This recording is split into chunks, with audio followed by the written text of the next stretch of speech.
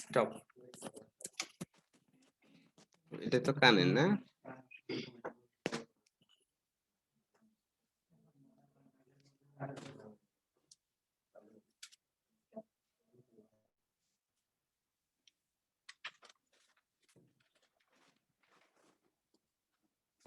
কেন?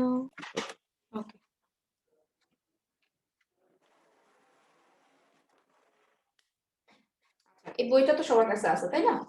এখন বিষয় হচ্ছে আমার ক্লাস তো আগে এখানে কারা কারা করেছেন, অনলাইনে কারা আমার ক্লাস করেছেন একটু কমেন্ট করেন।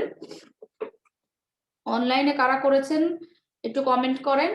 আর যারা আগের ক্লাসটা করেছেন তো তাদের উদ্দেশ্যে বলি যে জেনারেল নলেজ আমরা যখন ডিউরিটে পরীক্ষা দেই, মানে বিশ্ববিদ্যালয়ে ভর্তি পরীক্ষা যখন দেই, আর যখন আমরা মেডিকেল অথবা নার্সিং এ দেই, এই দুইয়ের মধ্যে কিন্তু একটা পার্থক্য আছে। পার্থক্যটা কি? আমাদের কিন্তু যখন আমরা মেডিকেল বা নার্সিং এর জন্য দেই তখন কিন্তু আমাদের এত ডিটেলস পড়তে হয় না, ঠিক আছে? এখন আমরা এর মধ্যে অনেকে কিন্তু শুধু যে নার্সিং এ দিব বা মেডিকেলে দিব তা কিন্তু না, আমরা এর মধ্যে অনেকে কিন্তু আবার বিভিন্ন বিশ্ববিদ্যালয় ফেস করব, কারণ আমরা তো জানি না যে আসলে আমার মানে আমার ভাগ্যটা কোথায় লেখা আছে। কারণ আমরা এমনও হতে পারে যে আমরা ভাবলাম যে না আমি শুধু মেডিকেলে প্রিপারেশন নিব, নার্সিং এ প্রিপারেশন নিব, এখানেই হয়ে যাবে, কিন্তু না, আমি মনে করি আপনাদের সব জায়গায় ফাইট করা উচিত। তবে আপনি কোন অবস্থানে আছেন এইটা কিন্তু আপনার থেকে ভালো কেউ জানে না, ইজ ইট? যে ধরেন আমি একটা প্রিপারেশনের মধ্যে আছি, আমি কত পেতে পারি এই পরীক্ষায়, অথবা আমি চান্স পাবো কি পাবো না, বিগত বছরের প্রশ্ন সবাই দেখছেন, ওই প্রশ্নটা দেখে কি একটা আইডিয়া তৈরি হয়ে গেছে না যে এই প্রশ্নে আমি কত পেতে পারি, তাই না?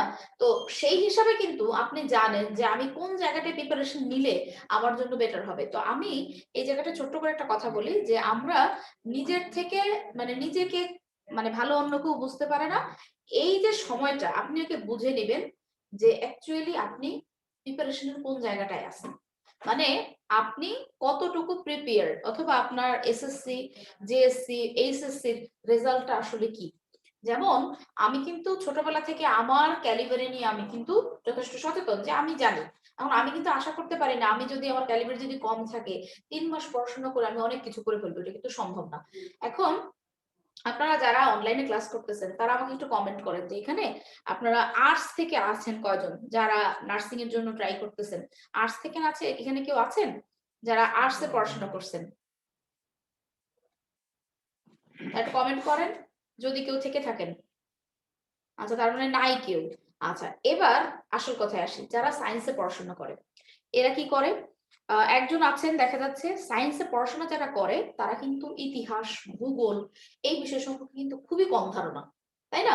তো এই যে যে কম ধারণা, এই কম ধারণার জায়গা থেকে সাধারণ জ্ঞান তাদের জন্য খুবই একটা বিব্রতকর জায়গা তৈরি করে। ও বারবার মনে হয় আমি পড়তেছি কিন্তু কি হয় না, মুখস্থ হয় না, তাই না?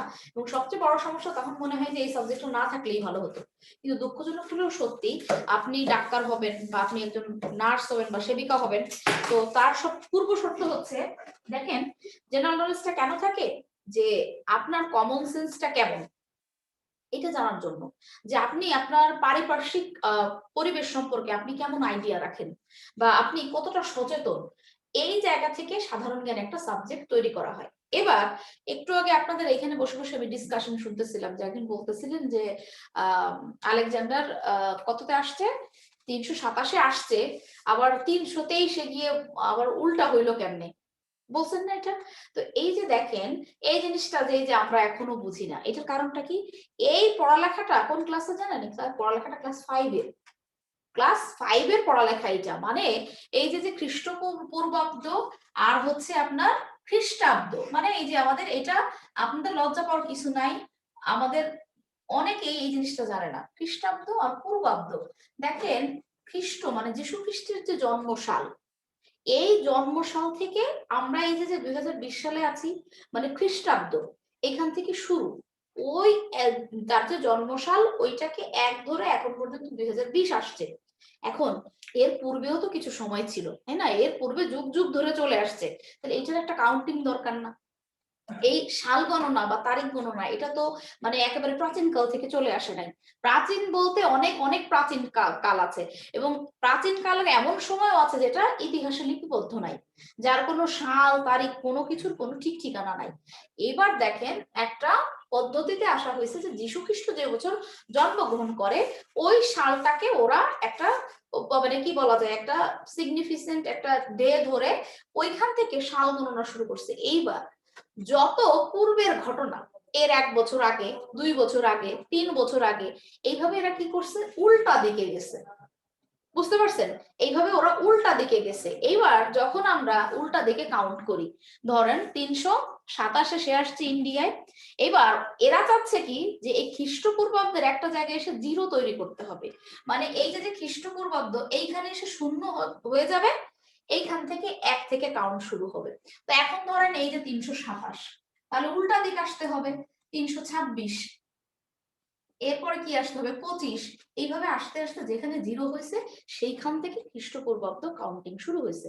এবার দেখেন আপনারা সাধারণ মানুষকে কেউ ভয় পাবেন না। কেন ভয় পাবেন না? কয়েকটা কথা বলি। এই কথাগুলো কেন আবার বলতেছে যে পিছনে যারা মানে আপনারা যারা অনলাইনে ক্লাস করছেন মনে করছেন আপু কেন আবার এই কথা বলতেছে, কারণ আজকে আন্তর্জাতিক পড়াবো। এই আন্তর্জাতিক পড়ানোর মূল বিষয়বস্তু হচ্ছে যে আন্তর্জাতিকে এমন কিছু টপিক আছে যেগুলো আমরা কোনোদিনও শুনিনি, ঠিক আছে?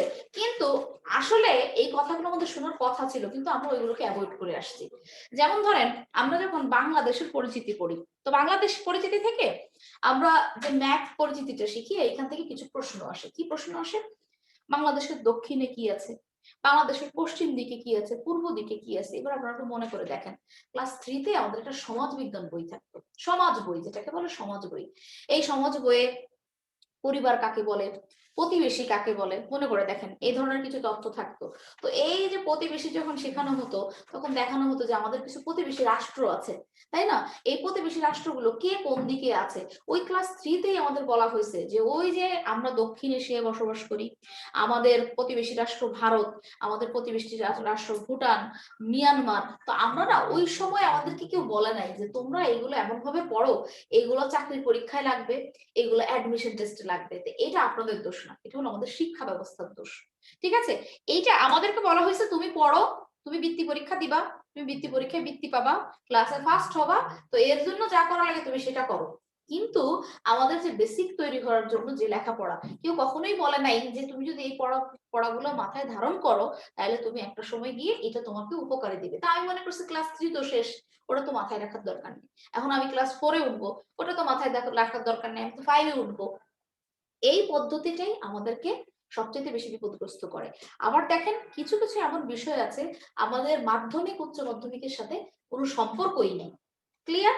তো এবার আমরা আজকে আসি, আজকে আপনাদের 4 নাম্বার লেকচার হবে। আপনারা যারা আজকে অনলাইনে ক্লাস করতেছেন আপনারা একটু দেখেন তো যে আপনারা এর আগে 3টি লেকচার কি সবাই কমপ্লিট করেছেন? একটু কমেন্ট জানান 3টি লেকচার সবাই কমপ্লিট করেছেন কিনা, একটু সবাই আমাকে জানান। আচ্ছা, তো আপনারা যারা 3টা লেকচার কমপ্লিট করছেন তাদের উদ্দেশ্যে বলি যে আপনারা আন্তর্জাতিক বিষয়গুলির সম্পর্কে বেশ কিছু ধারণা হয়তো পেয়ে গেছেন। আজকে আমাদের মূল টপিক হচ্ছে জাতিসংঘ।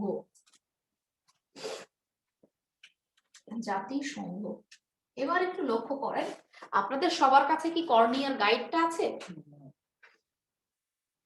আপনাদের সবার কাছে কি কর্নিয়ার গাইডটা আছে কিনা? আচ্ছা আছে, জি আপু আছে, একজন লিখছেন না। তো যাদের কাছে নাই তারা আপনারা গাইডটা কালেক্ট করবেন, আর অধিকাংশের কাছেই আছে।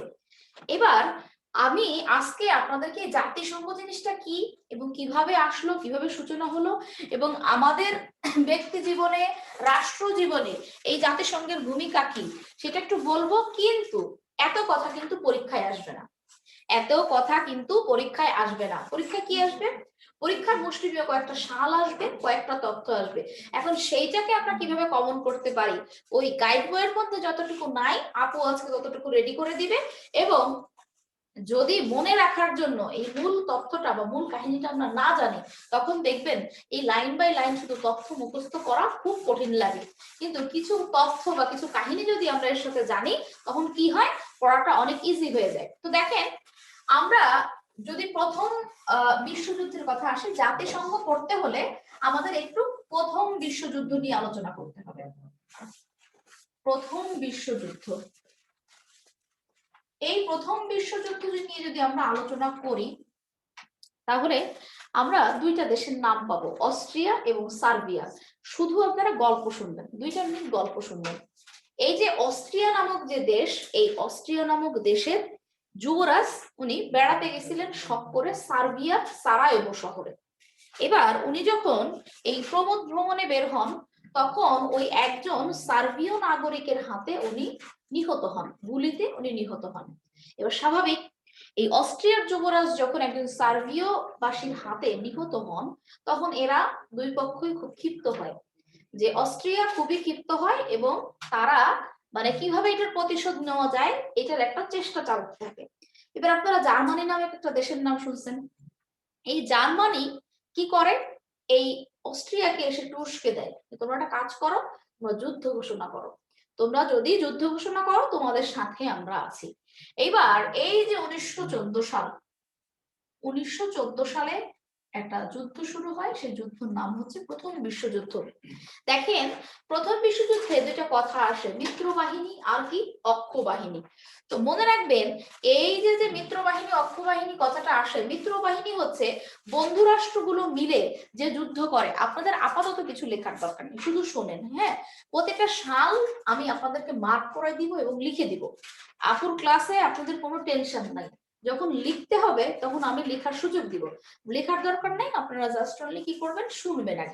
আগে দ্বিতীয় বিশ্বযুদ্ধ প্রথম বিশ্বযুদ্ধ কি, যেন আমাকে কেউ জিজ্ঞাসা করলে আমি বলতে পারি, বা আমি বিসিএস এর ভাইবা যখন দিতে যাব, আমি যখন ওই কথাটা মনে থাকে যে আপু একদিন পড়াইছিল। ঠিক আছে, দেখেন, এই যে অস্ট্রিয়া দেশটা, তার যুদ্ধ করার এত ইচ্ছা না থাকলেও জার্মানি একে উস্কাইতেছে যে তুমি যুদ্ধ করো, আমি তোমার পিছনে আসি। তো ভেরি গুড, যুদ্ধ শুরু হয়ে গেল। এবার সার্বিয়া নামের যে দেশটা, এই দেশটাও কিন্তু ছোট একটা দেশ। এবার স্বাভাবিক, এই সার্বিয়াকে যখন আক্রমণ করছে, তখন ইউরোপে তো আরো অনেক বড় বড় দেশ আছে। এই ব্যাপারটাকে ওই ইউরোপের বড় বড় দেশগুলো কিন্তু ভালোভাবে নেয়নি। তো বড় দেশগুলো কারা, ফ্রান্স, ইতালি, এরপরে কি আছে যুক্তরাজ্য। তো যুক্তরাজ্য হচ্ছে তখন সবচেয়ে পাওয়ারফুল দেশের মধ্যে একটা, তাই না? তো এবার আমরা যদি একটু লক্ষ্য করি, এই পাওয়ারফুল দেশগুলা এটাকে মেনে নিতে পারে নাই। তো এরা যে কাজটা করছে, যে এই যুদ্ধের নেপথ্যে কে, জার্মানি। এই যুদ্ধের নেপথ্যে হচ্ছে জার্মানি। তো এই জার্মানি যখন এই যুদ্ধের নেপথ্যে এবং ধারণা করা হয় জার্মানি যদি না থাকতো এই যুদ্ধটা কখনোই বাঁচতো না। মানে অস্ট্রিয়ার এত মানে কি বলতো, এত পাওয়ার বা এত শক্তি তার সঞ্চয় করতে পারতো না। হয়তো ওই দুইটা দেশের মধ্যে একটু ঠুকাঠুকি লেগে এটা শেষ হয়ে যেত। কিন্তু জার্মানি যখন এখানে যোগদান করছে, তখন পৃথিবীর ওই যে ইউরোপের যে বড় বড় দেশগুলো, এরা আর বসে থাকতে পারে নাই। এরা কি করছে, এই সার্বিয়ার সাথে যুক্ত হয়ে এরা বন্ধুরাষ্ট্র মনে করে এই জার্মানি এবং অস্ট্রিয়ার বিপক্ষে এরা যুদ্ধ শুরু করে দিছে। এবার যুদ্ধের আকৃতি অনেক বড় হয়ে গেছে, প্রচুর পরিমাণে ক্ষয়ক্ষতি হয়েছে। এবং শেষ অবধি যেহেতু এই সার্বিয়ার পক্ষে যারা ছিল এদেরকে বলা হচ্ছে মিত্র বাহিনী, আর এই যে জার্মানির পক্ষে যারা ছিল এদেরকে বলা হচ্ছে অক্ষ বাহিনী। এবার একটা কথা আছে, যারা আগে আক্রমণ করে, আগে আক্রমণ করছিল কারা, জার্মানি আর অস্ট্রিয়া, তাই না? এই আগে আক্রমণ যারা করে তাদেরকে বলা হয় অক্ষ বাহিনী। আর এই যে বন্ধু রাষ্ট্র মিলে যারা শুধুমাত্র এই যে আন্দোলনটাকে কি করে, আক্রমণটাকে প্রতিহত করে, তাদেরকে বলা হয় মিত্র বাহিনী। ক্লিয়ার? আপনার এখান থেকে প্রশ্ন আসবে না, শুধু বুঝতে হবে। দেখেন, যুদ্ধ প্রচন্ড আকারে যুদ্ধ হলো, পুরো ইউরোপ বিধ্বস্ত হয়ে গেল। কিন্তু যেহেতু এই মিত্র বাহিনীতে অনেক বড় বড় দেশ আছে, যুক্তরাজ্য, ফ্রান্স, তো সেহেতু এরা টিকে থাকতে পারলো না এবং এই জার্মানিকে দোষী সাব্যস্ত করা হলো। জার্মানিকে দোষী সাব্যস্ত করা হলো, বলা হলো তুমি এই যে যুদ্ধ তুমি বাধাইছো, এর যে ক্ষয়ক্ষতি ইউরোপে হয়েছে সমস্ত কিছু তুমি পূরণ করবা। ক্লিয়ার? এই যুদ্ধের যখন ক্ষয়ক্ষতি জার্মানিকে দেওয়া হলো, জার্মানির তখন আর কোনো ওয়ে নাই, জার্মানি ক্ষয়ক্ষতি পূরণ করলো। এবং পৃথিবীর নেতারা, যুদ্ধ শেষ হলো 1918 সালে, যুদ্ধ শেষ হইল 1918 সালে। 1918 সালে যখন যুদ্ধ শেষ হয় তখন বিশ্বের বড় বড় নেতারা তারা ডিসিশনে আসলো যে এই ধরনের যুদ্ধ যাতে পৃথিবীতে আর কোনোদিনও না হয়, ফার্দার যেন কোনোদিনও না হয়, তাহলে আমরা একটা কাজ করব। 1919 সালে ভার্সাই চুক্তি হলো, দ্বিতীয় ভার্সাই চুক্তি। প্রথম ভার্সাই চুক্তি কি আমি বলবো, দ্বিতীয় ভার্সাই চুক্তি হলো, এই দ্বিতীয় ভার্সাই চুক্তির মাধ্যমে জাতিপুঞ্জ গঠন করা হলো। জাতিপুঞ্জ, আচ্ছা জাতিপুঞ্জ কি করবে? জাতিপুঞ্জের কাজ হচ্ছে পৃথিবীতে শান্তি প্রতিষ্ঠা করা। জাতিপুঞ্জের কাজ হচ্ছে পৃথিবীতে শান্তি প্রতিষ্ঠা করা। তো এই বলা হলো এই প্রতিষ্ঠানটার মাধ্যমে পৃথিবীতে যাতে কোনো ছোট দেশ বড় দেশের দ্বারা আক্রান্ত না হয় বা কোনো দেশ ক্ষতিগ্রস্ত না হয়, আমরা এই প্রতিষ্ঠানটার মাধ্যমে পৃথিবীতে শান্তি রক্ষিত করব। এবং লক্ষ্য করেন এই জাতিপুঞ্জ গঠন হলো এবং পৃথিবীর বড় বড় নেতারা এর সাথে যুক্ত হলো এবং পৃথিবীর কিছু দেশ এই সংগঠনের সদস্য হলো।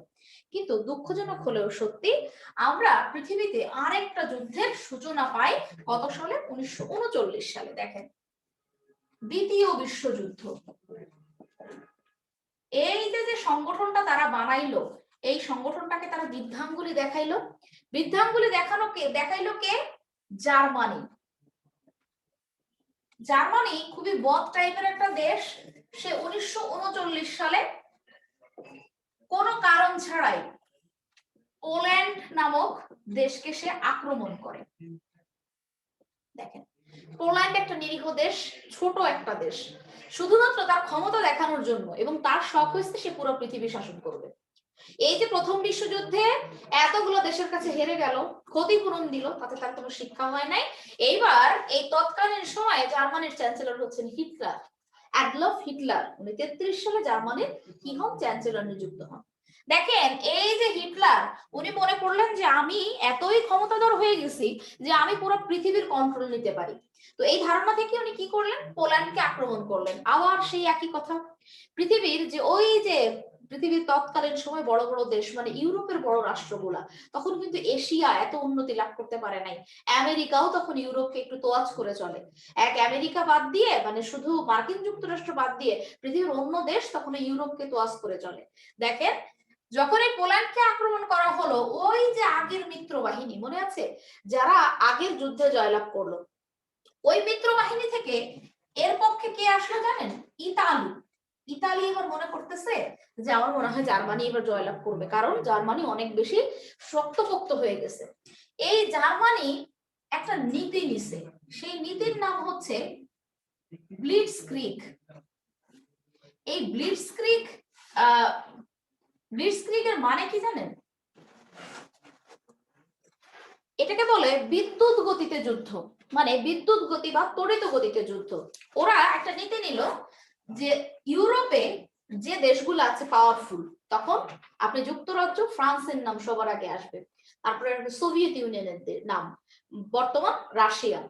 এই তিনটা দেশ বা অন্যান্য দেশ এই যুদ্ধের যে একটা প্রিপারেশন লাগে, এই প্রিপারেশনের আগে মানে তাদের যে অস্ত্রশস্ত্র, তাদের যে অর্থনীতি, এটা ব্যবহার করার আগে আমি কি করব? এই ব্লিটজক্রিগ নীতির মাধ্যমে পুরা ইউরোপকে দখল করব।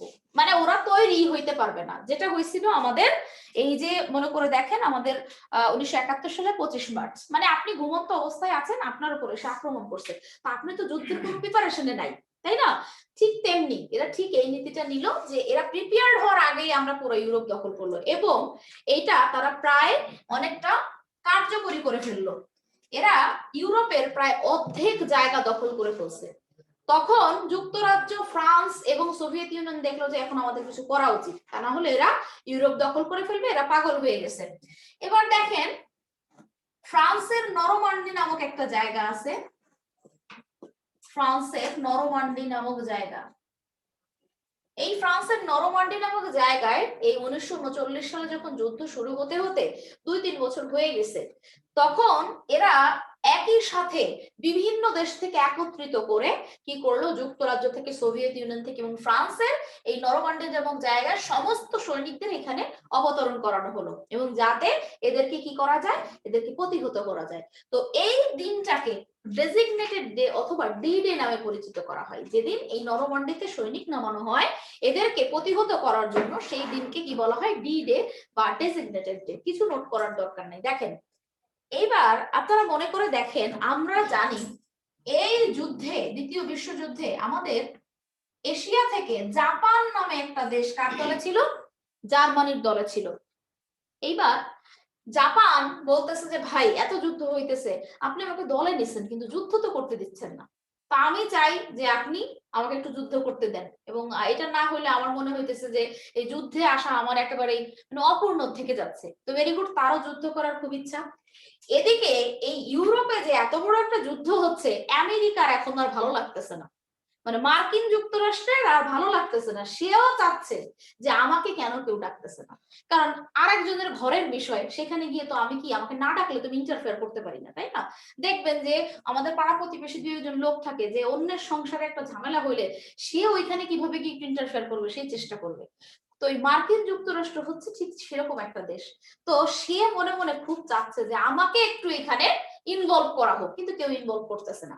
এইবার এই যে জাপান, সে যে যুদ্ধ করতে চাচ্ছে, এবার জার্মানি বলছে ঠিক আছে, তো তোমার যুদ্ধ করার এত শখ, তোমার দেশের মধ্যে মার্কিন যুক্তরাষ্ট্রের একটা ঘাঁটি আছে, সেটার নাম হচ্ছে পার্ল হারবার। তুমি কি করো, ওইখানে একটা আক্রমণ করো। আবার ওইদিকে জার্মানি জানে যে আমি যদি পুরো পৃথিবী দখল করতে চাই তাহলে কি হবে, মার্কিন যুক্তরাষ্ট্র বাধা দিবে, তো মার্কিন যুক্তরাষ্ট্রকে ওইখানে ইনভলভ করতে হবে, ইনভলভ করে তাকে পরাজিত করতে হবে। কিন্তু দুঃখজনক হলো সত্যি যে মার্কিন যুক্তরাষ্ট্র ভিতরে ভিতরে কতটা তৈরি হয়েছিল এইটা কার জানা ছিল না? এইটা এই জার্মানির জানা ছিল না। যখন এই পার্ল হারবারে আক্রমণ করে, ওরা একটা বছর সময় নেয়। পার্ল হারবারে আক্রমণ করার পরে মার্কিন যুক্তরাষ্ট্রের কিছু ক্ষয়ক্ষতি হয়, কিছু লোকজন নিহত হয়, কিন্তু সেটার সংখ্যা খুব সীমিত। তো জাপান তো ভাবছে যে বিরাট একটা কাজ করে ফেলছি, মার্কিন যুক্তরাষ্ট্রকে আক্রমণ করছে, এর থেকে বড় কাজ কি হয়। একটা বছর পরে এই যে জাপানের জীবনের সবচেয়ে বড় শিক্ষা, আজ পর্যন্ত এত বড় শিক্ষা কোনোদিনও হয় নাই। আজ পর্যন্ত জাপানের বা এশিয়ার কোনো দেশে এত বড় শিক্ষা কোনোদিনও হয় নাই। দেখেন, এই যে এই জাপানকে শিক্ষা দেওয়ার জন্য মার্কিন যুক্তরাষ্ট্র দুইটা বোমা নিক্ষেপ করে, 6 আগস্ট 9 আগস্ট। একটা বোমার নাম লিটল বয়, একটার নাম ফ্যাটম্যান। এবং যে জায়গায় নিক্ষেপ করা হয় হিরোশিমা এবং নাগাসাকি। এই হিরোশিমা এবং নাগাসাকিতে যেখানে এই বোমা নিক্ষেপ করা হয়, কয়েক লক্ষ লোক মৃত্যুবরণ করে। এবং যারা মনে করছিল যে আমি পুকুরের পানিতে ঝাঁপ দিয়ে বাঁচতে পারবো, পুকুরের পানিতে ঝাঁপ দিচ্ছে, পানি ফুটন্ত। এইবার আপনি লক্ষ্য করেন যে এই যে পারমাণবিক বোমা, প্রথম পারমাণবিক বোমার যে ব্যবহার, এটা কিন্তু মার্কিন যুক্তরাষ্ট্র পৃথিবীকে দেখায়। এবং এই যে হিরোশিমা নাগাসাকি, এখানে এখনো মানুষ বিকলাঙ্গ হিসেবে জন্ম হয়, মানে শিশু জন্ম নিলে বিকলাঙ্গ হয়। ওইখানে যেসব মানুষ বসবাস করে তাদের ক্যান্সারের মতো দুরারোগ্য ব্যাধি হয়, এবং ওইখানে এখনো মাটি কি হয় নাই, উর্বর হয় নাই। একটু লক্ষ্য করেন। তো জাপান তখন হতভম্ব, পুরো পৃথিবী হতভম্ব যে যুদ্ধ হচ্ছে কোথায়, ইউরোপে। মার্কিন যুক্তরাষ্ট্রের ওই সামান্য একটু ক্ষতির জন্য সে কি করছে, পুরো এশিয়ার একটা দেশকে ধ্বংস করে ফেলছে। এবার জার্মানি ততদিনে বুঝে গেছে যে আমার আবার ক্ষতিপূরণ দিতে হবে, আমার পক্ষে আর টিকে থাকা সম্ভব না। এবার 1945 সালে অ্যাডলফ হিটলার, ইতিহাস বলে, তিনি আত্মহত্যা করলেন। কারণ উনি জানতেন যে আমাকে কি করতে হবে, ওই মিত্র বাহিনীর কাছে আত্মসমর্পণ করতে হবে।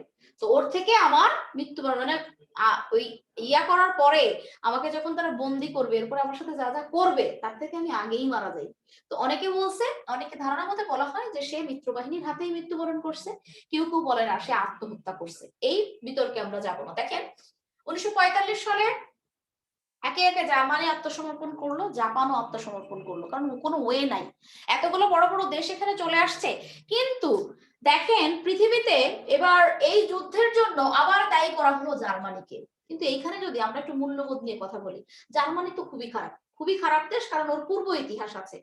কিন্তু যারা এই যে ভালো ভালো বুলি আওড়ায়, মানে এই যে যুক্তরাজ্য, মার্কিন যুক্তরাষ্ট্র, তারা কিন্তু এই যুদ্ধের অর্ধেক ক্ষতির জন্য তারা দায়ী। তাই নয় কি?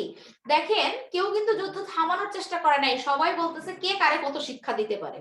এইবার দেখেন যুদ্ধ যখন শেষ হইলো, আবার সেই জার্মানি, দেখবেন কি বাড়ির পাশে যদি একটা চোর থাকে, চুরি হইলে তারে বলে এই তুমি চোর, কোনো কথা নাই, এবং দেখবেন পুলিশ তারেই ধরে নিয়ে যায়। ধরেন একটা চুরি হয়েছে, এখন কাউরে পাওয়া যাচ্ছে না, তাহলে কে ওই ওই এলাকার ছেঁচড়া চোর আছে, ওরে ধরে নিয়ে আসবা। দেখেন যুদ্ধ করছে সবাই মিলে, ক্ষয়ক্ষতিও সবাই মিলে করছে, কেউ কম করে নাই, কিন্তু আবার প্রেসারে ফেলে এই জার্মানিকে বলা হলো তুমি ক্ষতিপূরণ দিবা। কোনো ওয়ে নাই, তুমি ক্ষতিপূরণ দিবা, এই যুদ্ধে যত ক্ষয়ক্ষতি হয়েছে তোমার দায়িত্ব হচ্ছে তুমি কেমনে এই ক্ষতিপূরণ করবে, এই দায়িত্ব তোমার। তো দেখেন এই যে অনেক বৈঠক হইলো, বৈঠক হওয়ার পরে এর কাছ থেকে ক্ষতিপূরণ নেওয়া হইলো। ক্ষতিপূরণ নেওয়ার পরে এই যে যেসব নেতারা পৃথিবীর ধ্বংসের জন্য দায়ী, তিনজন ব্যক্তি তার মধ্যে, ফ্রাঙ্কলিন ডি রুজভেল্ট যিনি হচ্ছেন মার্কিন প্রধান ছিলেন তখন, এরপরে আরেকজন হচ্ছেন এই উইনস্টন চার্চিল যিনি হচ্ছেন যুক্তরাজ্যের প্রধান ছিলেন, এবং সোভিয়েত ইউনিয়নের জোসেফ স্ট্যালিন। তো প্রথম যে দুজনের নাম নিলাম, ফ্রাঙ্কলিন ডি রুজভেল্ট, এই রুজভেল্ট আর হচ্ছে আপনার চার্চিল, এই দুজনের মধ্যে খুব খাতির, ঠিক আছে। প্রথম এই দুইজন আলোচনায় বসলো যে ভাই আমরা একটা কাজ করি, আগে একবার তো জাতিপুঞ্জ বানাইছিলাম, এটা তো টিকে নাই, এখন কি করা যাবে, এখন আমরা কি করব, তাইলে আমরা আরেকটা সংগঠন বানাবো, সেটার নাম হবে জাতিসংঘ। এই জাতিসংঘ নামটা প্রস্তাব করেন কে, ওই রুজভেল্ট।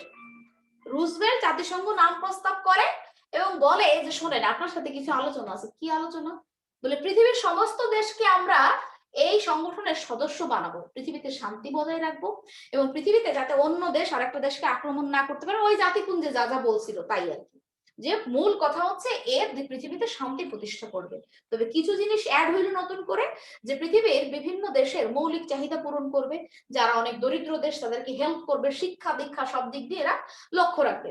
এবার এই দুইজনের মধ্যে কথা হচ্ছে, কথা কি, যে ভাই শোনেন সংগঠন তো বানাবো, এক সময় পৃথিবীর অনেক দেশ এইখানে এসে অংশগ্রহণ করবে, তেমনও তো হইতে পারে যে কোনো দেশ একসময় বেশি পাওয়ারফুল হয়ে যেতে পারে, আমাদের তখন দাম দিবে না, তাইলে আসেন একটা কাজ করি, একটা স্থায়ী পরিষদ বানাই, একটা স্থায়ী পরিষদ বানাই। তো এরা তখন বলতেছে ঠিক আছে, তো স্থায়ী পরিষদে দুইজন যদি থাকি তাহলে তো একটু খারাপ দেখা যায়, তাহলে আর কারে কারে নেওয়া যায়। তো বলতেছে ঠিক আছে আগে মিত্র বাহিনীর দেশদের ডাকেন। আচ্ছা, এই রুজভেল্ট হচ্ছে যুক্তরাষ্ট্র, ঠিক আছে, এবার দেখেন আর ইনি হচ্ছেন যুক্তরাজ্য। এবার বলতেছে আচ্ছা তাহলে আমাদের সাথে আরেকটা দেশ ছিল, সেটাকে ফ্রান্স, তার মধ্যে আরেকজনকে আনে, সেটা হচ্ছে রাশিয়া। এই তিনজন, জোসেফ স্ট্যালিন, জোসেফ স্ট্যালিন, এই তিনজন একসাথে ডিসিশন নিলেন যে হ্যাঁ আমরা আরো দুইটা দেশকে নিব। এইবার ফ্রান্স তো ইউরোপ থেকে চলে আসলো, তাহলে আরেকটা দেশ বাকি। এখন এরা হচ্ছে অনেক চালাক, এশিয়ার লোকজনকে তখন কেউ দাম দেয় না, তো এরা মনে মনে ভাবতেছে যে এশিয়া এত বড় মহাদেশ, সবচেয়ে বড় মহাদেশ তাই না, তাহলে এখান থেকে তো একজন লোককে নেওয়া উচিত, কারণ এই এশিয়াকে যদি আমার শাসন করতে হয়, এটাকে যদি আমার কন্ট্রোলে রাখতে হয়, তাহলে ওখান থেকে একজন লোক লাগবে না। তো ওই সময় যে দেশটা একটু মানে একটু মাথা উঁচু করেছিল সে তো জাপান, তারা তো ধ্বংস করে দিছে, আর সে তো ওদের বিপক্ষে ছিল, তাকে তো পক্ষে নিবে না। এইবার হাত তুলছে চীন।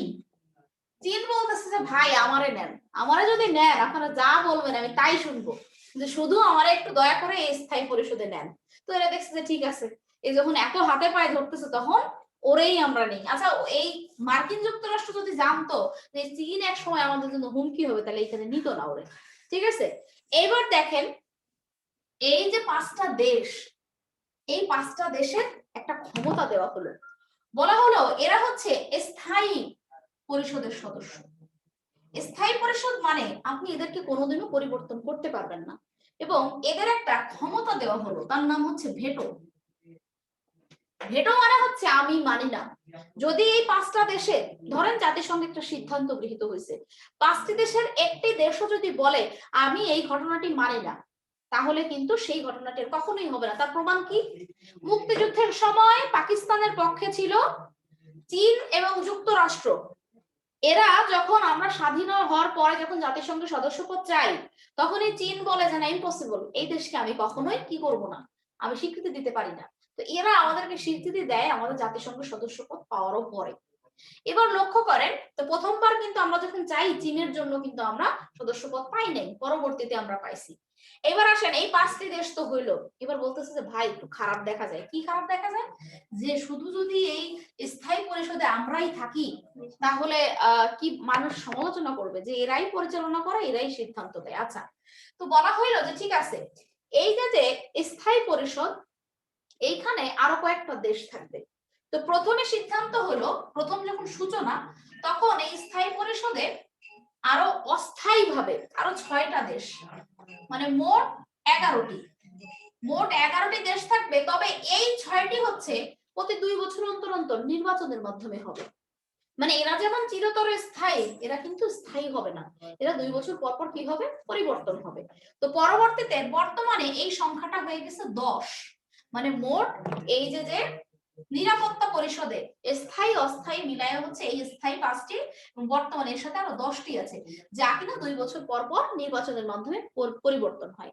আচ্ছা, এবার তারা কি করলো, একটা স্থায়ী একটা কি বলা যায়, তাদের একটা সদর দপ্তর তৈরি করলো নিউ ইয়র্কে, এবং আরেকটা সদর দপ্তর তৈরি করলো জেনেভায়। তবে যখন শুরু হয়েছিল তখন পৃথিবীর ইউরোপের বড় বড় দেশগুলোতে সদর দপ্তর ছিল, কিন্তু দেখা গেল তখন কি হয়েছে, ওই যে মানে ব্রাঞ্চের মতো হয়ে গেছে, এটা ঠিক মতো পরিচালনা হচ্ছে না। তো মাত্র দুইটা সদর দপ্তর রাখা হইলো, নিউ ইয়র্কে একটি, আরেকটি হচ্ছে ইউরোপীয়দের জন্য জেনেভা সুইজারল্যান্ডে।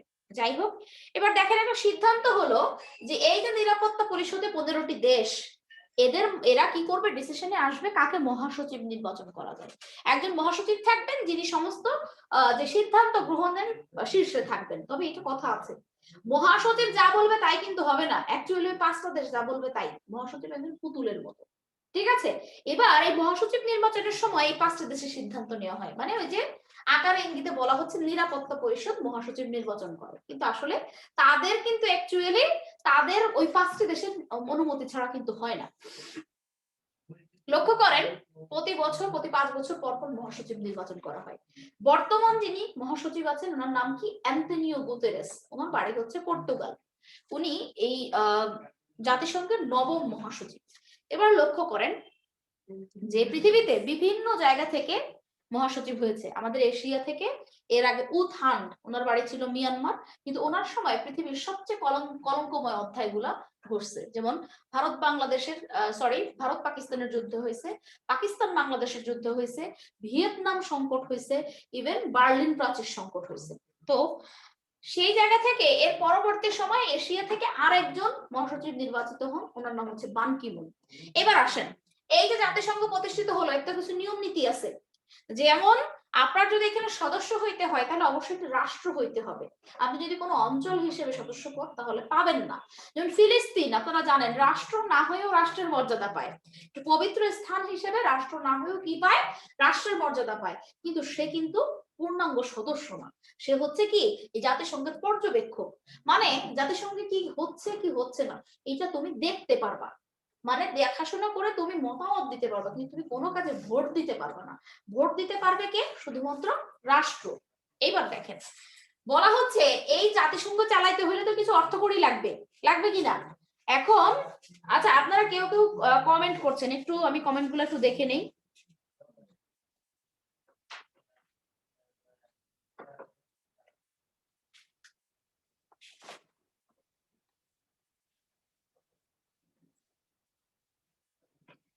আচ্ছা, আপনারা নিজেরা নিজেরা মনে হয় অনেক কথাবার্তা বলতেছেন, কেউ কেউ আবার একজনকে আরেকজন লিভ করতে বলতেছেন, এটা না। আপনারা যে কাজটা করবেন সেটা হচ্ছে মনোযোগ দিয়ে শোনেন।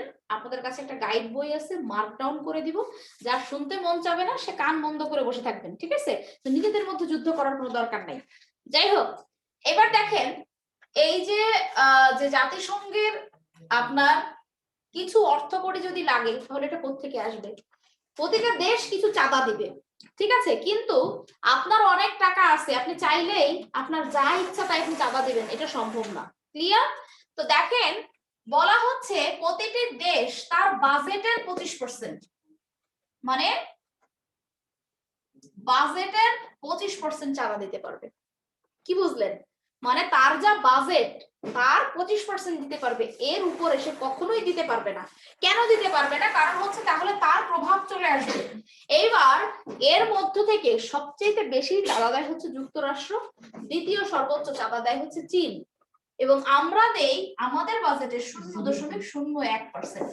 মানে এটা দেখলে মনে হচ্ছে যে খুবই কম টাকা, কিন্তু এই টাকা দিয়ে আমরা সব মানুষ এক বছর খেয়ে বাঁচতে পারি, তাহলে টাকাটা একেবারে কম না।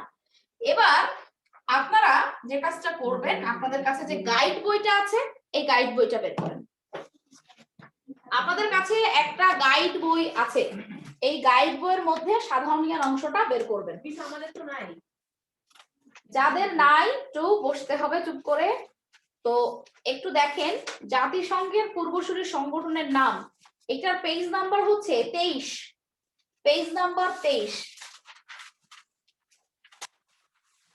আমরা প্রথম বিশ্বযুদ্ধ দ্বিতীয় বিশ্বযুদ্ধ সম্পর্কে যা পড়লাম, আমাদের একটা টপিক আছে বিশ্বের বিভিন্ন যুদ্ধ। বিশ্বের বিভিন্ন যুদ্ধ, এই যুদ্ধের মধ্যে আমরা এই তথ্যগুলো পাবো। কোনো তথ্য আপনাদের লেখা লাগবে না, আপনারা যদি প্রথমে শুরু করছেন যেখানে এই যুদ্ধ এখানে আপনারা পাবেন, তার আগে আপনারা একটু লক্ষ্য করেন 23 নম্বর পৃষ্ঠায় জাতিসংঘ সম্পর্কে এখানে যতটুকু তথ্য আছে আপনি শুধুমাত্র আপনার বিশ্ববিদ্যালয় ভর্তি পরীক্ষা বলেন, আপনার কি বলে মেডিকেল বলেন, আপনি নার্সিং বলেন, এই তিনটা জায়গায় এর বাইরে আপনার কোনো প্রশ্ন থাকবে না। আমি এত সময় যা পড়ালাম এর বাইরে কোনো প্রশ্ন থাকবে না। এবার আপনারা একটু লক্ষ্য করবেন, এখানে একটা টপিক আছে 31 নম্বর পৃষ্ঠায়, 31 নম্বর পৃষ্ঠায়, 31 নম্বর পৃষ্ঠায় আমি সবাইকে একটু আগে বললাম যে কোনো কিছু লেখার দরকার নাই খাতায়। দেখেন 31 নম্বর পৃষ্ঠার প্রথম রর একদম নিচের দিকে বিশ্বের বিভিন্ন যুদ্ধ, প্রথম বিশ্বযুদ্ধের সমস্ত তথ্য এখানে দেওয়া আছে। দেখেন দ্বিতীয় বিশ্বযুদ্ধের সময় জাপানের সম্রাট ছিলেন হিরোহিতো, এই পর্যন্ত একটু মার্ক ডাউন করেন। দ্বিতীয় বিশ্বযুদ্ধের সময় ইতালির প্রেসিডেন্ট ছিলেন হিরোহিতো, এই পর্যন্ত মার্ক ডাউন করেন। মাঝখানে একদম মাঝখানে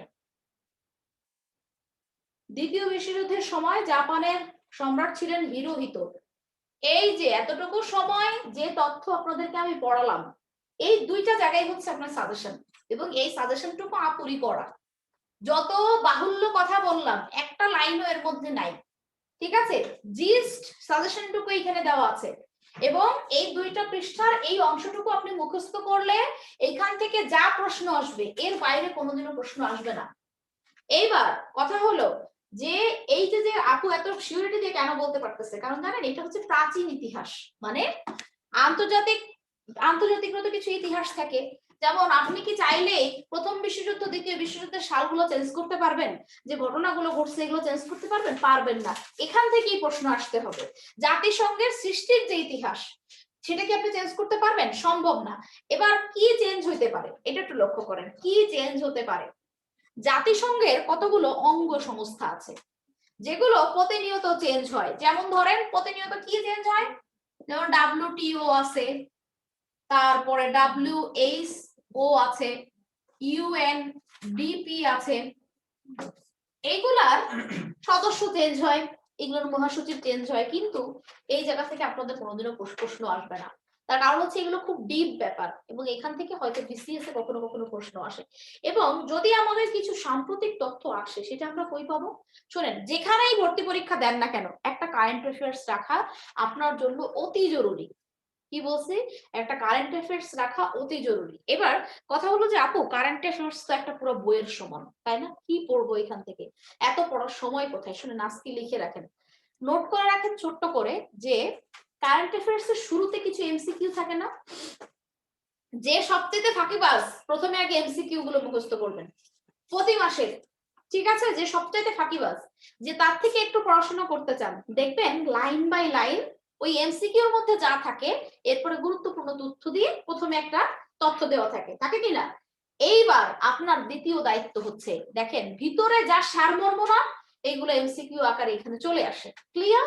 কিন্তু আমার ভিতরে কিছু বিগত বছরের প্রশ্ন দেওয়া থাকে, অথবা রিসেন্ট ধরেন একটা চাকরির পরীক্ষা হয়েছে, ধরেন সেটা প্রাইমারি নিয়োগ পরীক্ষাই হোক, ব্যাংকের পরীক্ষাই হোক, BCS এর পরীক্ষাই হোক, এখানে যে প্রশ্নগুলো থাকবে না আপনি যে কাজটা করবেন ইংরেজি, বাংলা, সাধারণ জ্ঞান আর হচ্ছে কি আপনার দৈনন্দিন বিজ্ঞান, এই কয়টা জিনিস যদি আপনাদের ম্যাথস থেকে থাকে ম্যাথসও সলভ করবেন সময় নিয়ে নিয়ে।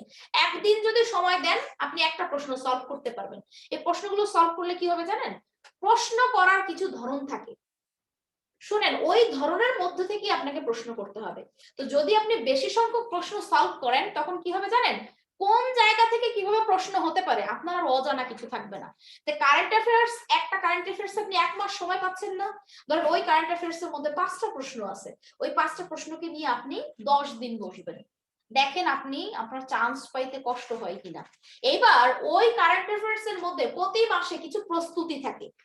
3টা কথা বলছি মাত্র, প্রথমে এমসিকিউ মুখস্থ করবেন, বিশেষ তথ্য মুখস্থ করবেন, প্রশ্ন সলভ করবেন। এইবার কি বলতেছি যে কিছু প্রিপারেশন থাকে, ধরেন বিসিএস এর ভাইবার প্রিপারেশন হতে পারে, রিটেনের প্রিপারেশন হতে, রিটেন হলে পড়ার দরকার নাই, এমসিকিউ প্রিপারেশন হতে পারে, সেটা যার জন্যই প্রিপারেশন হোক। আবার যখন অ্যাডমিশন টেস্ট এসে যাবে তখন কিন্তু বিশ্ববিদ্যালয় প্রস্তুতিও আসবে, মেডিকেল প্রস্তুতিও আসবে। আপনার দায়িত্ব হচ্ছে ওইখানে কি বলে, ওইখানে আসলে ওরা কি বলতে চাচ্ছে। এবং এই যে কারেন্ট অ্যাফেয়ার্স বা কারেন্ট ওয়ার্ল্ড যারা তৈরি করে এরা কিন্তু অনেক ভালো ভালো ব্যক্তিত্ব এটার সাথে কিন্তু রিলেট থাকে। আপনি দেখেন নির্ভুল ভাবে সব তথ্য আপনার কাছে তুলে ধরে, এইটা কিন্তু এত সহজ বিষয় না। আমরাও বই বের করি, আমরা বই বের করলে হাজার বানান ভুল থাকে, হাজার তথ্য ভুল থাকে, ওদের কিন্তু থাকে না। তার মানে কি ওদের যে পরিচালনা পর্ষদ এরা অনেক মেরিটোরিয়াস। আপনার কাজ হচ্ছে দেখবেন এই ডিসেম্বর মাসে প্রতি বছর যখন অ্যাডমিশন টেস্ট হয়ে যায় ওরা তখন একটা পিছনে একটা পাতা দেয় যে কোন বিশ্ববিদ্যালয়ে আমাদের কত নম্বর পাতা থেকে কত প্রশ্ন আসছে। তার মানে কি আমরা যদি এটা বুঝতে পারি যে এখান থেকে আমাদের প্রশ্ন কমন পড়ে তাহলে আমাদের পড়তে সমস্যাটা কি। দেখবেন কি প্রায় ওখানে প্রিপারেশনের মধ্যে কিছু সাধারণ জ্ঞান দেয়, কিছু বাংলা দেয়, কিছু ইংলিশ দেয়। সো আপনারা ধীরে ধীরে কি করেন এইগুলো পড়া শুরু করেন। ক্লিয়ার? তো এইবার দেখেন আমার কথা হলো আমি যদি একটা কারেন্ট অ্যাফেয়ার্স পড়ি আর আপনাদের এই যে কর্নিয়ার যে একটা সাজেশন ভিতরে দেওয়া হয়েছে না, এই সাজেশনটা যদি আপনি পড়েন আপনি প্রায় মানে 60 থেকে 70% প্রিপারেশন আপনার হয়ে যাবে। আর বাকিটুকুর জন্য যে কোনো একটা বই আপনি ফলো করবেন, ঠিক আছে? এই বইগুলো যদি আপনারা ফলো করেন এবং অ্যাডমিশন টেস্ট যখন কাছাকাছি আসবে আমার একটা সাজেশনমূলক বই আছে ওইটার নামও আপনাদেরকে আমি বলবো, যারা বিশ্ববিদ্যালয়ে ভর্তি পরীক্ষা দিতে চান বা মেডিকেলে একটু মনে হয় যে 100% প্রশ্ন কিভাবে করা যায়, 10টা প্রশ্ন থাকে। তো যদি আপনি কারেন্ট অ্যাফেয়ার্স পড়েন আমার ওই সাজেশনটা পড়েন তাহলে আপনার আর কোনো দিকে তাকানো লাগবে না। তো সেটা এখন অনেক দেরি। আমি কিন্তু এই সাজেশনের অধিকাংশ জিনিস তথ্য কিন্তু আমি অ্যাড করছি। তার মানে কি এটাও যদি আমরা পড়ি আমরা অনেক আগায় থাকবো নাকি। তো যাই হোক আমরা অনেক লেখাপড়া করলাম, আজকে আপনাদের লেকচারের টপিক আর কি আছে বলেন, আপনাদের কাছে আছে ইয়াটা? হ্যাঁ দেখেন বলেন আর কি আছে, একটা একটা করে বলেন।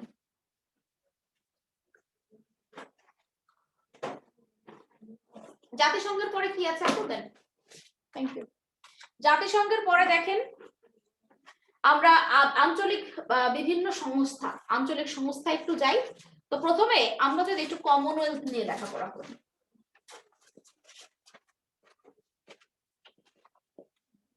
শুনেন আমরা কিন্তু আন্তর্জাতিক সংস্থা খুব বেশি পড়বো না, কমনওয়েলথ থেকে কি পড়বেন আমি বলে দিব। দেখেন কমনওয়েলথ কি, আপনারা জানেন যে ব্রিটিশরা একটা সময় পৃথিবীর অনেক দেশকে কলোনি তৈরি করে রাখছিল তাই না, এবং অনেক দেশকে শাসন এবং শোষণ করছে। এবং মজার বিষয় হচ্ছে একটা কোনো না কোনো সময় এরা কিন্তু সমস্ত দেশগুলো এদের কাছ থেকে স্বাধীন হয়ে গেছে, যে কোনো কারণেই হোক, প্রেসারে হোক, যে কোনো ভাবে হোক কি স্বাধীনতা অর্জন করছে। এবার এই কমনওয়েলথ যারা তৈরি করছে তারা হচ্ছে ব্রিটিশরা। এই ব্রিটিশরা খুব চালাক, এরা এখন বলতেছে যে পৃথিবীতে সবাই তো এখন স্বাধীন হয়ে গেছে আমাদের আর ভালো লাগতেছে না, তো এখন এদেরকে তো একটু মনে করাই দেওয়া উচিত যে তোমরা একসময় কি ছিলা, আমাদের দাসত্ব বরণ করছিলা। এরা এত বড়ই মানে নিকৃষ্ট চরিত্রের মানুষ বললো যে আমরা কমনওয়েলথ নামে একটা সংগঠন বানাবো, তোমরা যদি এখানে আসো তাহলে তোমরা বেশ কিছু সুযোগ সুবিধা পাবা। এবার পৃথিবীতে কিছু দেশ আছে যারা খুবই মানে তারা দেখতেছে যে মান সম্মান যায় যাক, কিছু অনুদান তো পাবো। এইবার ওরা কি বলছে যে এই কমনওয়েলথের সদস্য কারা হতে পারবে, যারা কখনো না কখনো ব্রিটিশদের কলোনি ছিল, বোঝেন? এইবার বলতেছে তোমরা যদি এই সংগঠনের সদস্য হও কিছু সুযোগ সুবিধা পাবা, তবে সারা জীবন তোমাদের পিছনে একটা সিল মারা থাকবে, পৃথিবীতে যত প্রজন্ম আসবে, যত দিন আসবে সবাই বুঝতে পারবে যে তোমরা এই ব্রিটিশদের কলোনি ছিলা বা উপনিবেশ ছিলা। তা কিভাবে বোঝা যাবে? তো বলতেছে শোনো, তোমাদের কিছু করা লাগবে না, ছোট্ট একটা কাজ করতে হবে। সেটা কি? প্রতিটা দেশের রাষ্ট্রদূত আছে না? ধরেন রাষ্ট্রদূতদের কাজ কি? বাংলাদেশ একটা স্বাধীন দেশ, এইবার বাংলাদেশ আমেরিকা সম্পর্কে কি ভাবে, যুক্তরাজ্য সম্পর্কে কিভাবে, পাকিস্তান সম্পর্কে কিভাবে, ভারত সম্পর্কে কিভাবে। তো এই সমস্ত দেশের একজন করে রাষ্ট্রদূত কোথায় নিয়োগ দেওয়া বলেন তো? বাংলাদেশে। ঠিক তেমনি একটি স্বাধীন রাষ্ট্র হিসেবে বাংলাদেশেরও এরকম 193টা দেশ না, 193টা স্বাধীন দেশে নিয়ম অনুযায়ী 193 জন প্রতিনিধি সেখানে থাকার কথা। এখন দেখেন এই প্রতিনিধিদের তো একটা নাম আছে। এই যে প্রতিনিধিরা এক একটা দেশ থেকে গিয়ে আর এক দেশে গিয়ে তাদের কি মনোভাব আমাদের প্রতি জানতেছে, তাদেরকে বলা হয় ডিপ্লোম্যাটিক কর্মকর্তা। ডিপ্লোম্যাটিক কর্মকর্তা আমরা বাংলায় বলি রাষ্ট্রদূত, তাই না? তো এইবার বলছে কমনওয়েলথ যে শোনো, যদি এই সংগঠনের সদস্য তোমাদের হইতে হয় তাহলে এই ডিপ্লোম্যাটিক কর্মকর্তাদের নাম রাখবা অ্যাম্বাসেডর, সরি হাই কমিশনার।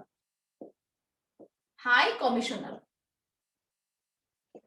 এবার এই যে পার্থক্যটা, হাই কমিশনার, তাহলে যারা কমনওয়েলথের সদস্য না তাদের নাম কি? তাদের নাম হচ্ছে অ্যাম্বাসেডর। এবার দেখেন, আপনি যখন শোনেন ইন্ডিয়ান হাই কমিশনার, শুনেন নাই?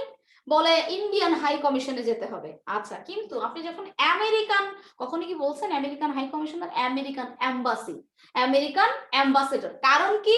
এই আমেরিকাও একসময় কমনওয়েলথের কি ছিল? উপনিবেশ ছিল, কিন্তু তারা কিন্তু কমনওয়েলথে যোগদান করে নাই, কারণ তাদের মান সম্মানে বাঁচছে। আর যে দেশগুলো কমনওয়েলথে আসছে, দুঃখজনক হলেও সত্যি, তারা হলো দুর্বল দেশ। এবং তারা চাইছে যে ভাই মানে জুতা মারুক আর যা করুক, গরু তো একটা করে পাওয়া যাবে। এইবার দেখেন কমনওয়েলথের যারা সদস্য পদ লাভ করে এদের প্রত্যেকের রাষ্ট্রদূতের নাম হচ্ছে কি বলেন? High commissioner. এই কথাটা চিরজীবন মনে রাখবেন, এটা আপনাকে বিসিএস এ কোশ্চেন করতে পারে, আপনার ভর্তি পরীক্ষাও আসতে পারে। এইবার এদের মূল উদ্দেশ্য কি বলা হয়? এদের উদ্দেশ্য হচ্ছে যে ব্রিটিশ কলোনিভুক্ত দেশগুলোকে নিয়ে একটা সংগঠন তৈরি করা। এবার আমরা 1972 সালে এখানে সদস্যপদ লাভ করি। আমরা সদস্যপদ লাভ করার সাথে সাথে পাকিস্তান রাগ করে এখান থেকে বের হয়ে যায়। ঠিক আছে, পরে কমনওয়েলথ বলছে ঠিক আছে ভেরি গুড, তোমাকে দরকার নেই, তুমি যাও। তো পরে আবার সে দেখছে আমাকে আর কেউ ডাকে না, তখন সে আবার নিজে নিজে চলে এসে আবার সদস্যপদ লাভ করছে। তো কমনওয়েলথ থেকে আপনারা কি পড়বেন? এই কমনওয়েলথের মূল বিষয়বস্তু কি, এরপরে হচ্ছে কমনওয়েলথের যে দেশগুলো আছে তাদের যে রাষ্ট্রদূত তাদেরকে কি বলা হয়। আমাদের এই এটা লেকচারের মধ্যে যদি না থাকে, আপনারা যে যে বইটা ফলো করেন এই তথ্যটা আছে, আর যদি তাও না থাকে নেক্সট ক্লাসে একটা লেকচার শিট আছে, ওইটা আপনাদেরকে দিয়ে দেওয়া হবে, ওর মধ্যে তথ্যটা দেওয়া আছে, আমি বলে যাব, এটা দিয়ে দিবেন। ঠিক আছে, কমনওয়েলথ তো বুঝলেন তাই না? এবার আমরা আরেকটা প্রতিষ্ঠান নিয়ে একটু পড়াশোনা করি যেগুলো আপনার পরীক্ষায় আসার মতো। দেখেন আসিয়ান।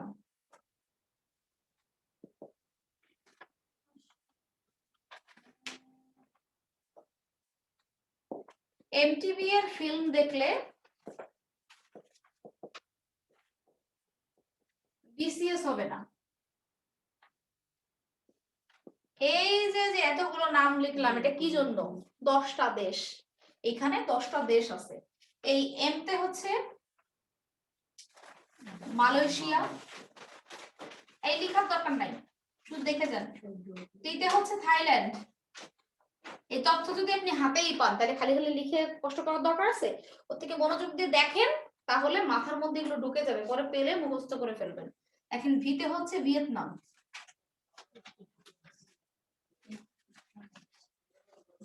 এফতে হচ্ছে ফিলিপাইন, আইতে হচ্ছে ইন্দোনেশিয়া,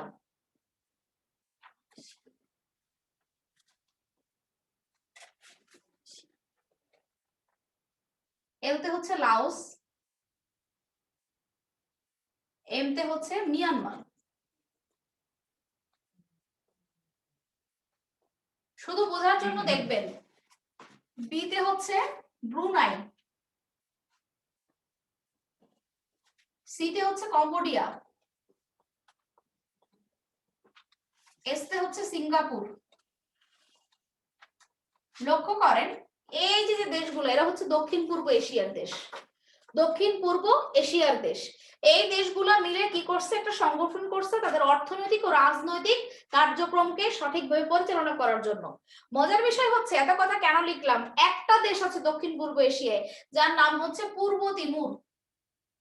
এই পূর্ব তিমুর এই সংগঠনটার সদস্য নয়, কিন্তু সেই সংগঠনের সদস্য হব হব করতেছে, কিন্তু হচ্ছে না। তারও এখন মনে হচ্ছে যে না, এই সংগঠনের সদস্য হওয়া উচিত, কিন্তু সে এই সংগঠনের সদস্য হচ্ছে না যে কোনো কারণে। এবার লক্ষ্য করেন, প্রশ্ন আসে নিচের কোন দেশটি দক্ষিণ পূর্ব এশিয়ার দেশ কিন্তু আসিয়ানের সদস্য নয়? পূর্ব তিমুর। তার মানে কি, এতগুলো দেশের নাম মনে রাখার থেকে পূর্ব তিমুরের নামটা মনে রাখা জরুরি। ঠিক আছে, তো এটা আপনারা পাবেন লেকচার শিটের মধ্যে। এবার আমরা যাকে নিয়ে একটু আলোচনা করব, আমাদের দক্ষিণ পূর্ব এশিয়া। কমনওয়েলথে সবার আগে পড়ালাম কেন জানেন?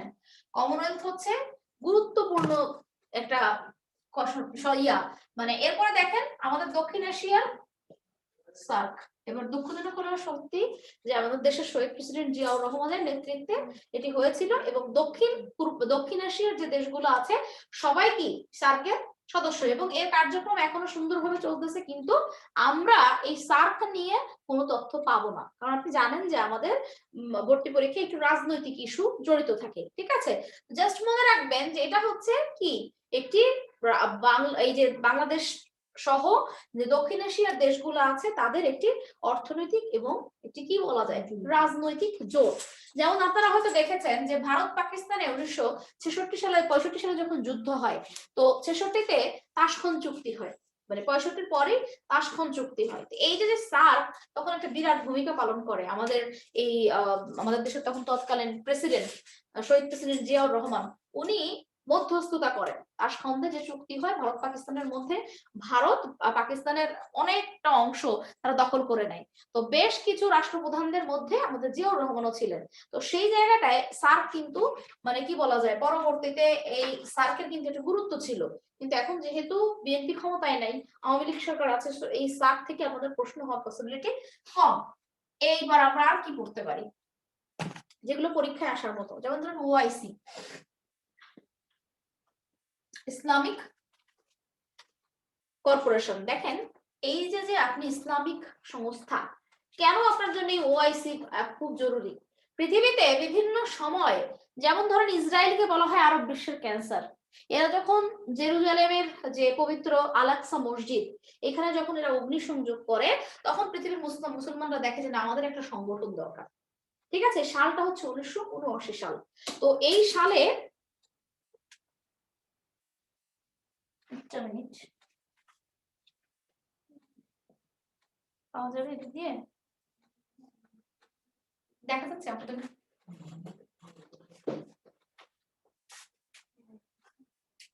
Thank you, very sorry.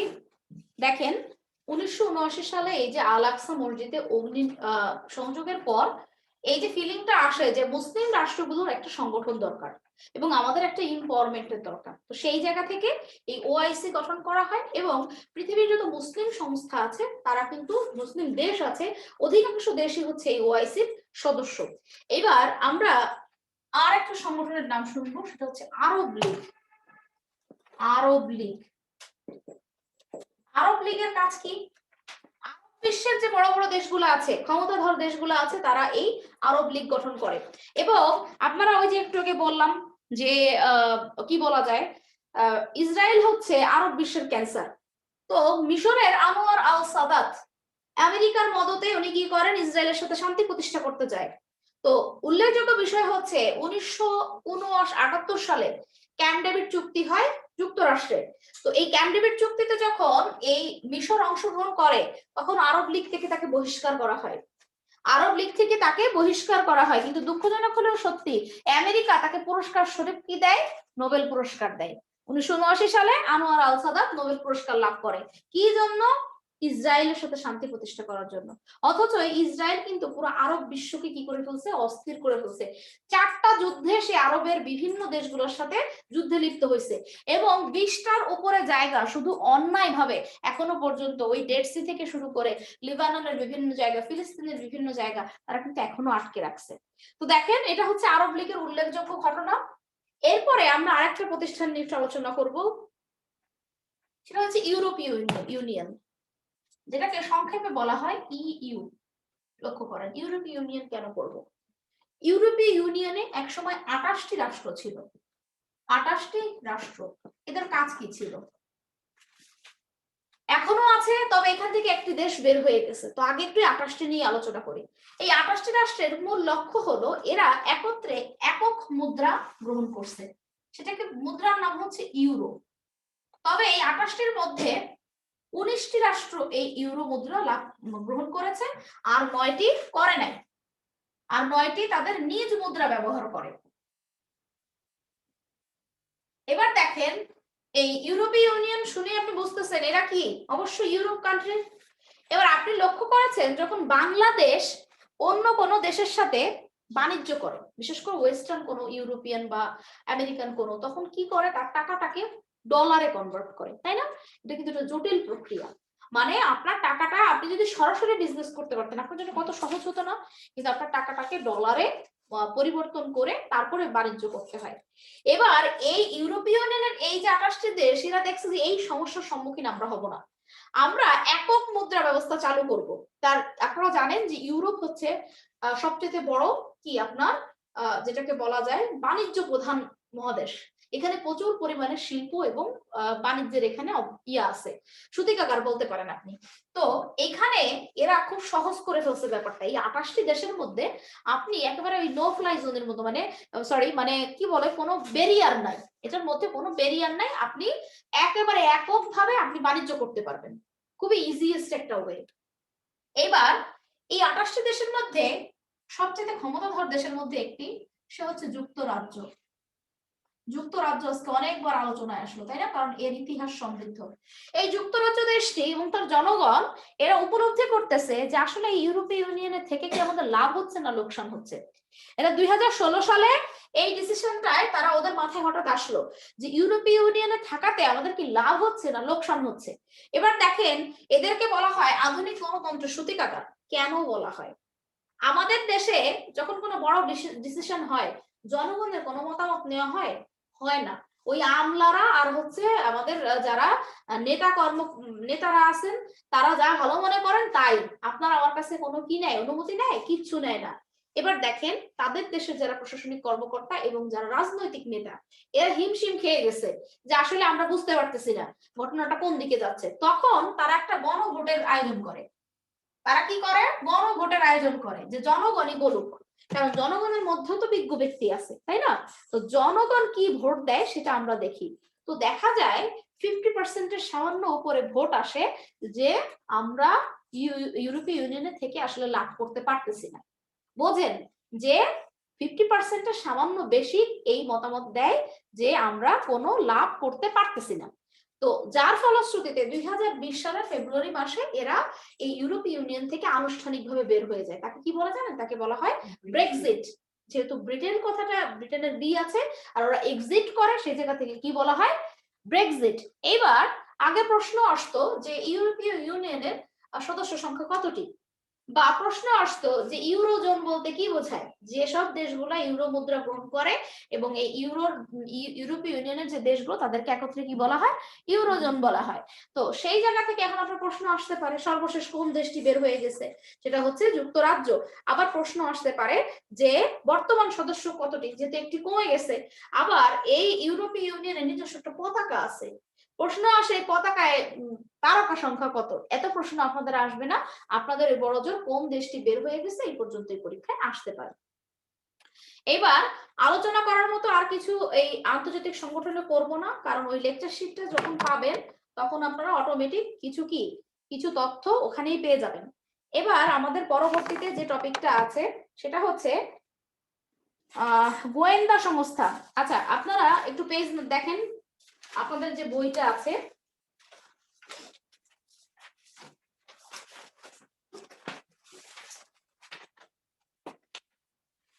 Page number 28, page number 28, page number 28 এ দেখেন খুব অল্প কয়েকটা দেশের গোয়েন্দা সংস্থা আছে। আপনারা অন্য যে বইগুলো পাবেন সেখানে কিন্তু অনেক তথ্য পাবেন, কিন্তু ওইগুলো আপনাদের পড়ার প্রয়োজন নাই।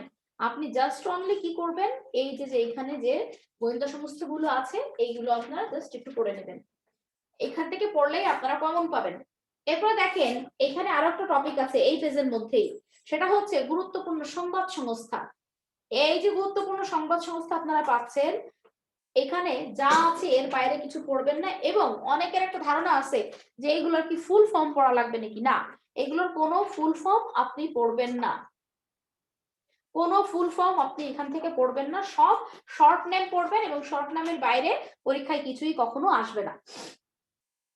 এরপরে দেখেন বলা হচ্ছে আন্তর্জাতিক দিবস, আপনাদের আন্তর্জাতিক দিবস আছে।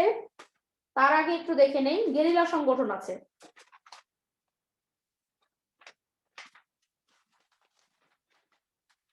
গেরিলা সংগঠন হচ্ছে পেজ নাম্বার 35, মার্ক করেন। গেরিলা সংগঠন হচ্ছে পেজ নাম্বার 35। দেখেন এখানে ফোর্স 17 প্যালেস্টাইনের সংগঠন, পিএলও প্যালেস্টাইন, আল কায়দা ওসামা বিন লাদেন, এখানে যদি লিখতে কারো ইচ্ছে করে এটা হচ্ছে আফগানিস্তানের সংগঠন। আল কায়দা যেখানে লেখা আছে দেখেন বইয়ে, ওইখানে আফগানিস্তানের সংগঠন লিখে নিতে পারেন। হামাস প্যালেস্টাইন দেশও দেওয়া আছে, বিশেষ তথ্য প্রতিষ্ঠাতার নাম দেওয়া আছে। এখানে যে কটা নাম আছে black September, Hezbollah, ULFA, JKLF, LTTE, Abu Saif, এগুলো সব আপনারা মুখস্থ করবেন, এর বাইরে কিছু পড়ার দরকার নেই, এখান থেকে আর তথ্য আসবে না। এরপরে দেখেন বিভিন্ন উপজাতি,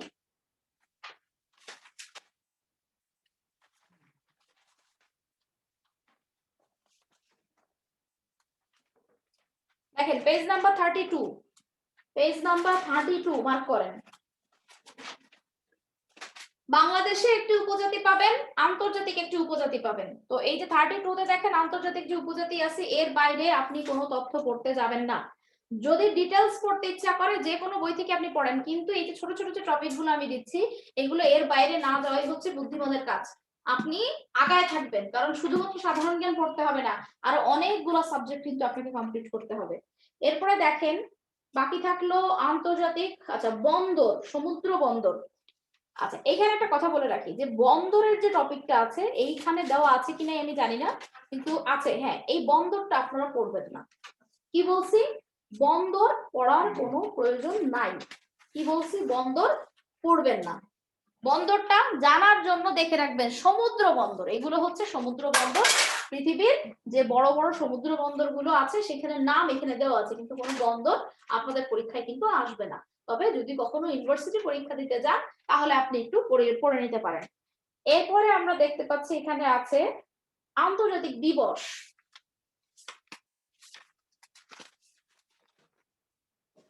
আন্তর্জাতিক দিবস দেখেন আমাদের এখানে আছে, আমি পেজ নাম্বারটা বলে দিচ্ছি। দেখেন 27 নম্বর পৃষ্ঠায় দেখেন আন্তর্জাতিক দিবস দেওয়া আছে। এই আন্তর্জাতিক দিবসে দেখেন পেজ নাম্বার 27 আন্তর্জাতিক দিবস আছে।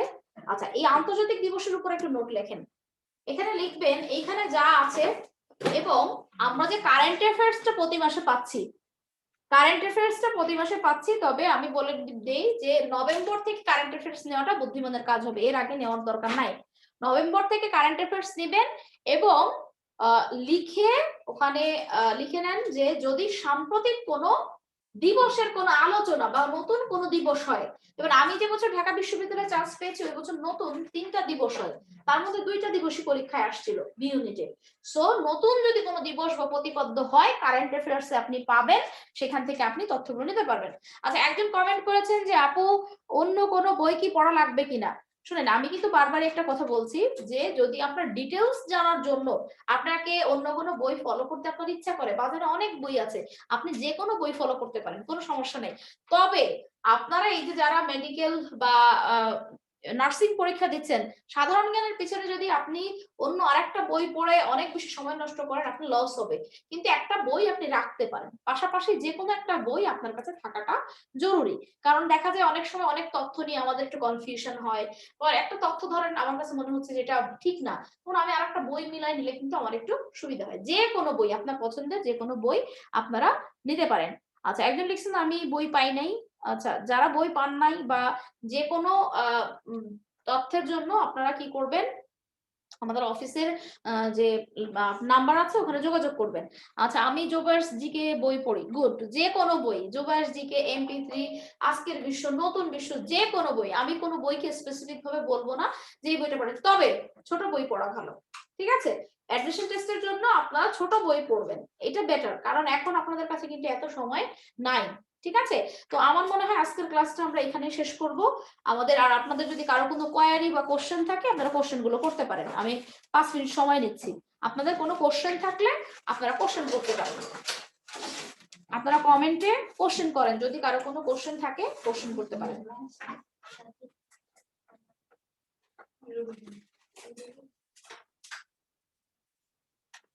আচ্ছা, গাইড বই আপনাদের কোচিং থেকেই দিবে, এটা মনে হয় আপনাদের একটু অফিসে কথা বলে নেবেন যে কোচিং থেকে দিবে নাকি কিনতে হবে।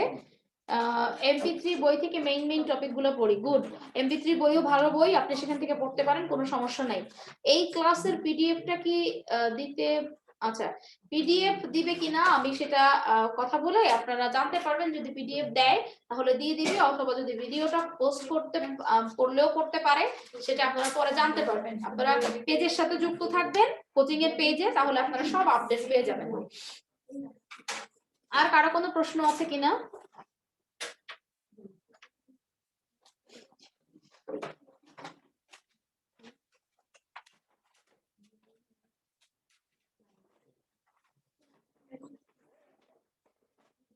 আচ্ছা, একজন লিখেছেন কর্নিয়ার বই থেকে কি কোশ্চেন কমন পড়বে? আসলে কোন বই থেকে কোশ্চেন কমন পড়বেই এই কথাটা না বলাই ভালো, তবে মনে রাখবেন সমস্ত সাধারণ জ্ঞান বই চেষ্টা করে সমস্ত সিলেবাসকে কভার করার। তো দেখা গেছে যে প্রশ্ন কমন পড়বে না এমনও যেমন বলা যায় না, আবার 100% প্রশ্ন কমন পড়বে সেটাও বলা যায় না। সেটার জন্যই কিন্তু আমরা আপনাদেরকে কারেন্ট অ্যাফেয়ার্স পড়তে বলি, একটা পত্র পত্রিকা পড়তে বলি, এবং সাথে কি বলি যে আরো একটা বই আপনারা একটু ফলো করেন, যে কোনো বই। এটার কারণটাই এটা।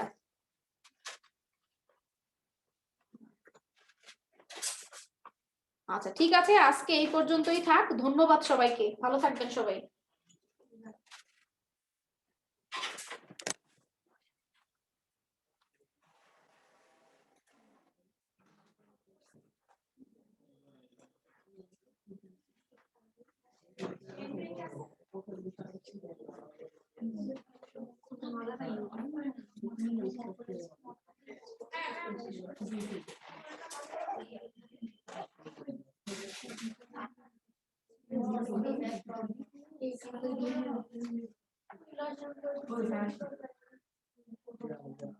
কি ম্যাডাম, আপনাদের ক্লাস শেষ? এখন আমি তোমাদের ওই পরীক্ষার লিঙ্কটা দিচ্ছি, তোমরা পরীক্ষা দিবে, ঠিক আছে? আজকের মধ্যে দিতে হবে, 3টার মধ্যে, নাহলে রেজাল্ট দেওয়া হবে না।